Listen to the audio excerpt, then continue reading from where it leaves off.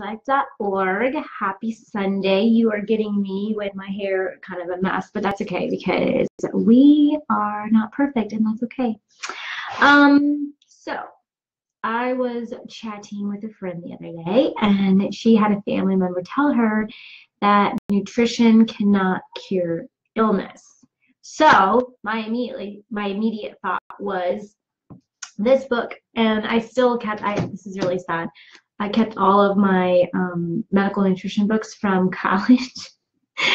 And this book, Medical Nutrition Therapy, was the first thing that popped in my head when I heard nutrition cannot cure illness.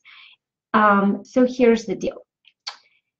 Cure is a really, let me put this down, it's really heavy.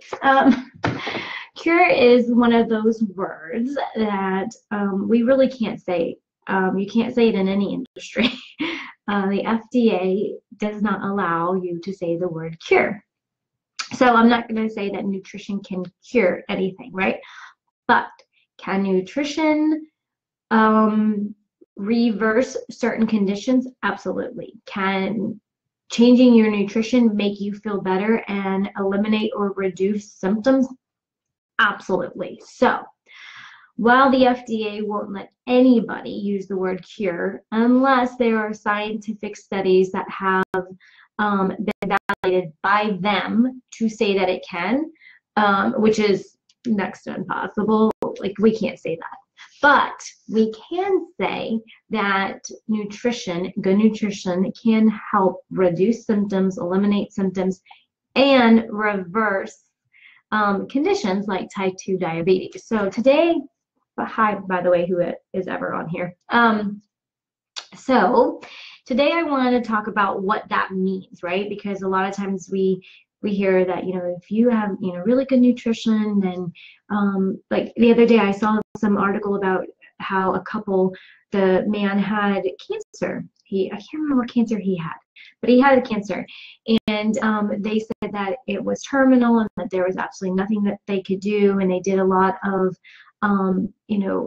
interesting treatment plans for him, but it just didn't work. And then they decided to go on an all-vegan diet. And within a few months, the cancer had shrunk to a manageable size and they were able to eliminate it or whatever, right?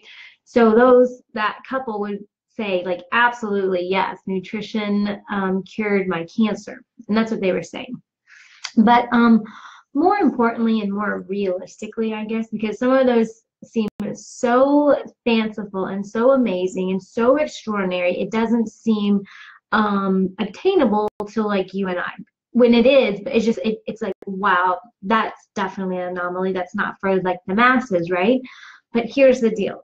What is for the masses is that nutrition, good nutrition, changing your nutrition can absolutely influence your, your ability to feel well. Okay. So for example, I have asthma. If you look at my x-rays,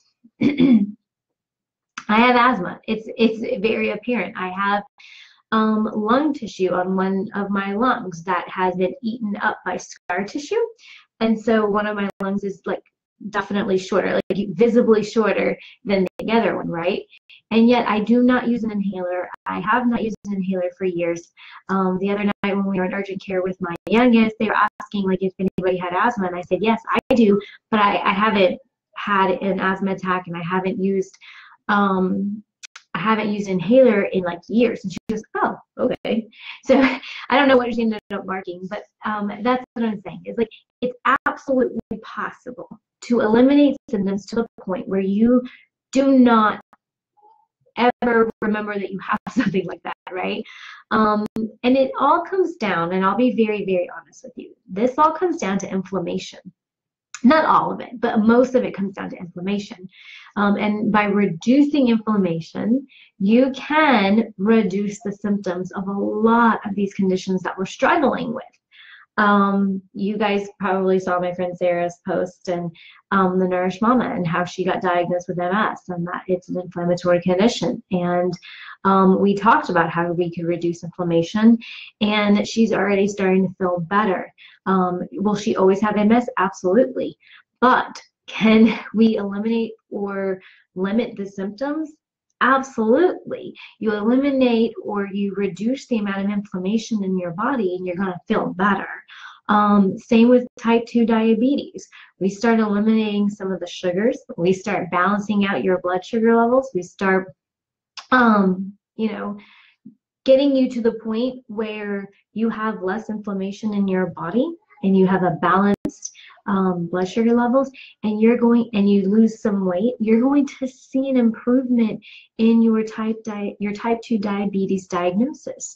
You may go back to the doctors and they may say, you know what, I have to take type 2 diabetes off of your charts now because you are now in a state where your blood glucose looks so good that you don't technically have it anymore, right? These are things that you can do with nutrition. So when people say nutrition can't cure an illness, we can't say cure in anything. But nutrition can definitely influence your quality of life, your ability to show up, your energy levels, the pain in your knees, right? So a lot of my clients have a lot of joint pain. When you carry around a lot of extra weight, that doesn't feel good for your body, and it causes your knees and your body to physically hurt. And when you start eating healthy, when you start reducing that inflammation, when you start reducing cortisol levels, when you start losing the weight, that will allow your body to have less stress and strain on these muscles or on these joints, and you're going to feel better, right? So can nutrition reduce pain? Absolutely. Can nutrition reduce, high blood sugar? Absolutely. Can nutrition reduce inflammation? Absolutely. You start looking at all these different things and you realize that, yes, this could absolutely happen. When I know I posted this the other day, but on Friday, my youngest, we just knew she ended up having the flu because some of the kids in her class had gotten the flu, her teacher had gotten the flu, and she was perfectly fine until she went down for a nap, and she woke up from her nap and you could just tell she was horrible, right? And yes, we took her to the urgent care. We got her the Tamiflu. It's a medical intervention. I get that. But we also supplemented a lot with good nutrition. Made sure she had her vitamins, and I got a really good whole food vitamin C tablet for her to chew. And she's feeling amazing. And it's not just because of the Tamiflu, I assure you. My husband and I, we started really popping the extra vitamin, the extra zinc, the extra vitamin C, echinacea. He takes this probiotic that he really loves that helps him feel better with the flu-like symptoms. It's a homeopathic remedy, and he and I are both feeling fine. So yes, nutrition can absolutely reduce your symptoms. It can absolutely help you feel better. And if you really need to see it, I actually have a book that says so.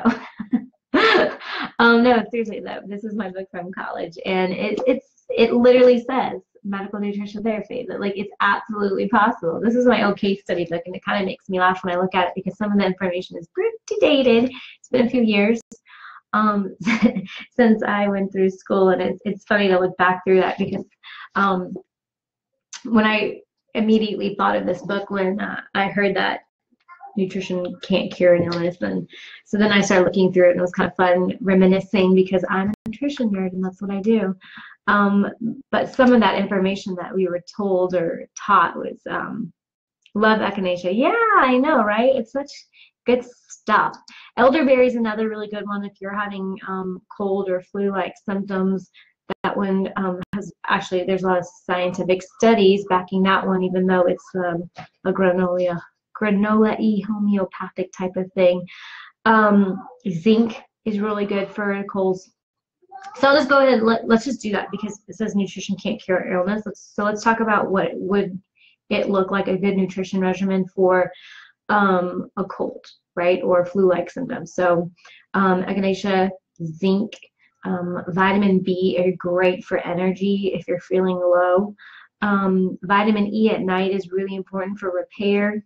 It also is really good for balancing hormones, ladies. So if you take that at night, it's great for your skin too.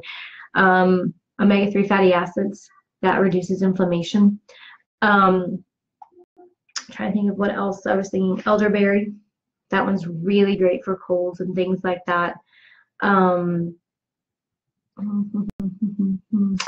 some teas as well. There's one tea that I was thinking of. Some of those immune support blends are really great. Oh, I want to run in there and grab it, but I can't. There's another one I bought, and it's like an immune support, and it has like, because like garlic is really good for you, and it has all of these really great herbs that support your inflammation. Cod liver oil for inflammation.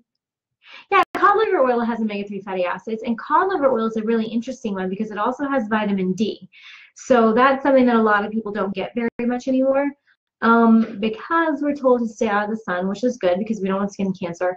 But we end up covering ourselves with sunblock every day of our lives. And a lot of people end up spending time indoors and things like that. So especially in the wintertime, cod liver oil is a really good one because you get vitamin D and you get the anti-inflammatory properties of the omega-3 fatty acids. So that's actually a really good one.